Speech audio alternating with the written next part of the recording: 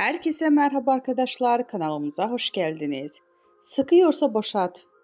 Arzu Sabancı'nın katı kanunlar koyduğu ve bunun aşarsa evlenmelerini kabul etmeyeceğini sosyal medyadan duyurdu.